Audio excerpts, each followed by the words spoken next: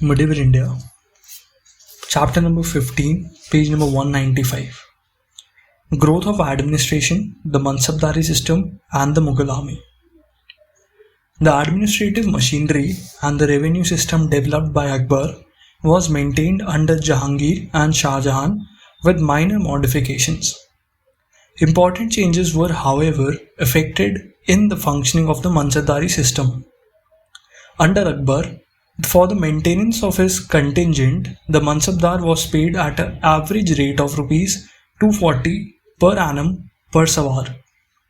Later, in the time of Jahangir, it was reduced to 200 per annum. Individual sawars were paid according to their nationality. A Mughal got more than an Indian Muslim or a Rajput, and the quality of their mount. The Mansabdar was allowed to retain 5% of the total salary bill of the sawars in order to meet various contingent expenses.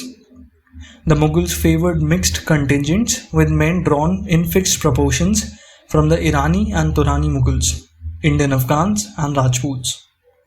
This was to break the spirit of tribal or ethnic exclusiveness. However, in special circumstances, a Mughal or a Rajput Mansabdar was allowed to have a contingent drawn exclusively from the Mughals or Rajputs. A number of other modifications were also carried out during the period. There was a tendency to reduce Zat salaries. The average salary paid to a sawar was reduced by Jahangir, as we have noted above. Jahangir also introduced a system whereby selected nobles could be allowed to maintain a large quota of troopers without raising their Zat rank. This was the Du Aspak Siaspak Aspa system. Literally, a trooper with 2 or 3 horses, which implied that a Mansabdar holding this rank had to maintain and was paid for a double the quota of troopers indicated by his sawar rank. Thus, a Mansabdar holding a Zat rank of 3000 and 3000 sawars Duspa, Sispa would be required to maintain 6000 troopers. Normally, no Mansabdar was given a sawar rank which was higher than his Zat rank. A further modification which comes to our notice during Shah Jahan's reign was aimed at drastically reducing the number of sawars a noble required to maintain. Thus, a noble was expected to maintain a quota of only 1/3 of his sawar rank, and in some circumstances 1/4. Thus, a noble who had the rank of 3000 Zat, 3000 sawar, would maintain not more than 1000 troopers. But this would be doubled, that is, he would maintain 2000 troopers if his rank was 3000 sawar, Duspa, Siaspa. Although the salaries of Mansabdars were stated in rupees, they were generally not paid in cash but by assigning them a Jagir.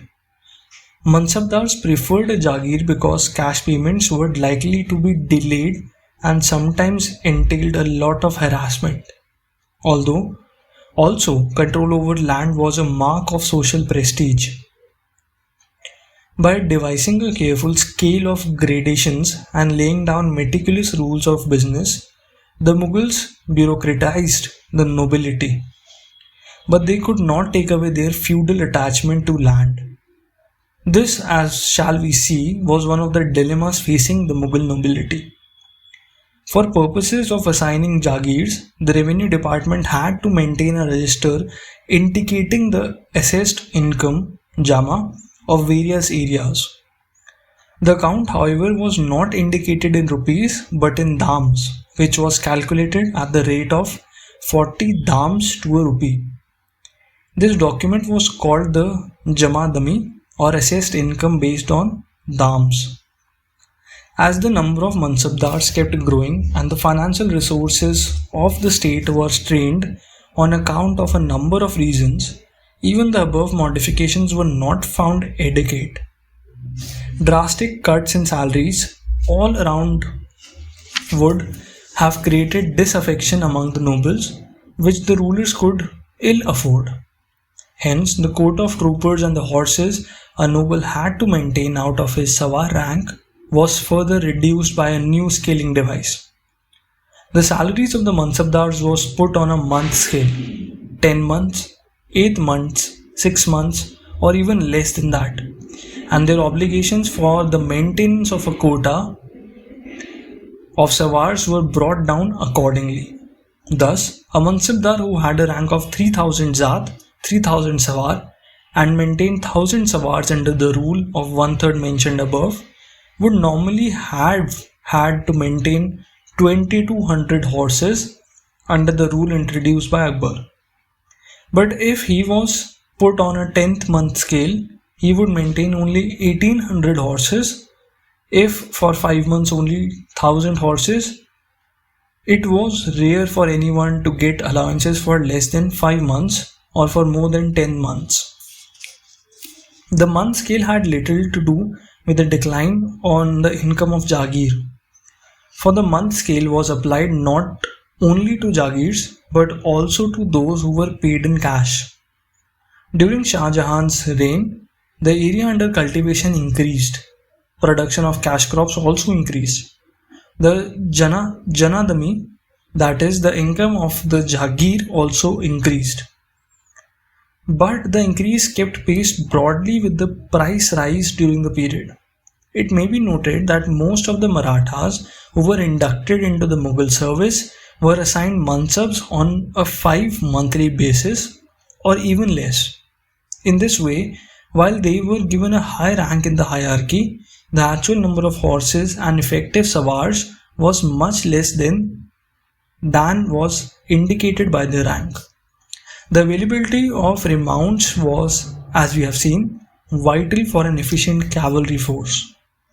The drastic reduction of remounts during Shah Jahan's reign must, therefore, have adversely affected the efficiency of Mughal cavalry as a whole. The Mansabdari system of the Mughals was a complex system, its efficient functioning dependent upon a number of factors, including the proper functioning of the Dag branding system and of the Jagirdari system. If the Dag system worked badly, the state would be cheated.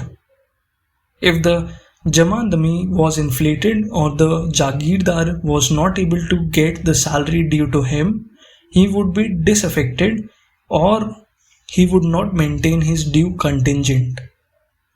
On balance, the Mansabdari system worked properly under Shah Jahan on account of his meticulous attention to administration and selection of men, including the appointment of highly competent persons as wazirs. Careful attention to the choice of right persons for the service, strict discipline, and a definite system of promotion and rewards made the Mughal nobility a loyal and, on the whole, a highly dependable body which was able to discharge the due duties of administration and to defend and expand the empire. Thank you for tuning in, everyone. In the next part, we'll start with the Mughal army on page number 196. All the best for exams, and do share and subscribe the channel for more videos like this and keep supporting us. Thank you, everyone.